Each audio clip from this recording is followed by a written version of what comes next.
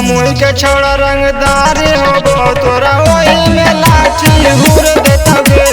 जमुई के छोड़ा रंगदार हो तोरा वही में लाठी हुर देता गे।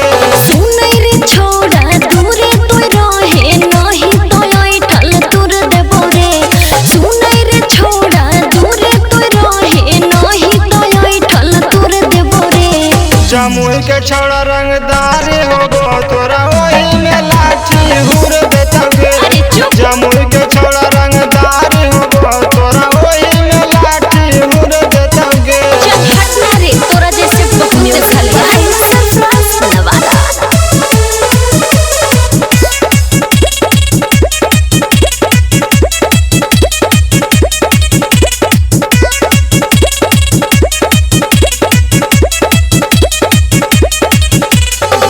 लोहंगा के भीतर हमर जोई पे मिसाई सोटते ये बाबू नहीं मिली दवाई। अरे ए बाबू बात बुझाई एक बार सट के देखा फेंक दे तो लाला का।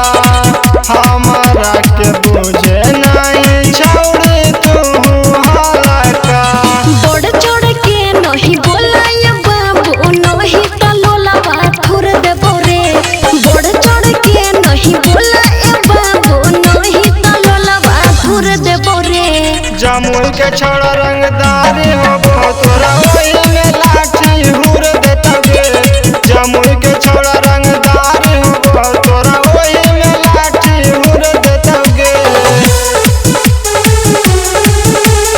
Music by Nawada.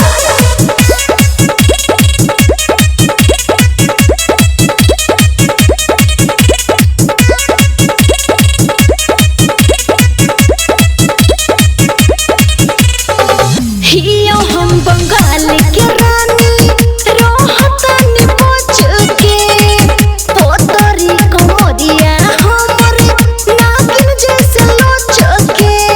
अरे ए बाबू बंगाल के रानी है का बुझला। छौड़ी तू कटनी माल नाचे स्टेज पर। अखिया से तीर चला दे सबका करेज पर।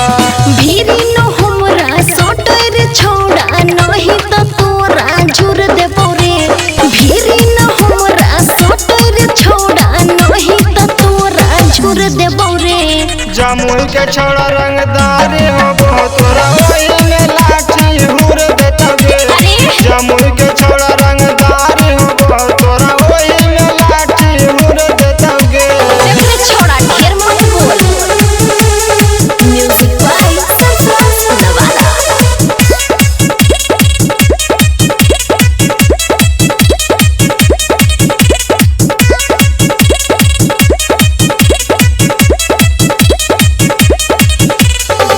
चढ़ली जवानी देखी काहे छाती फटो रे। हमरो जवानी भी सिल पर कहा करे। सुन रे छौड़ी तोहर खैबौ दूध मलाई। अरे छोना लियो हम दीपक देहाती भागावे चिलाई। मिथिल से शर्मा के छुए देबो तोरा न तनिको सहूर देबो रे। मिथिल से शर्मा के छुए देबो तोरा न तनिको सहूर देबो रे। जमुई के छोड़ा रंगदार हो तोरा वही में लाठी हुर देता गे। जमुई के छोड़ा रंगदार हो तोरा वही में लाठी हुर देता गे। छोड़ा तो हम भी बंगाल के माल ही है।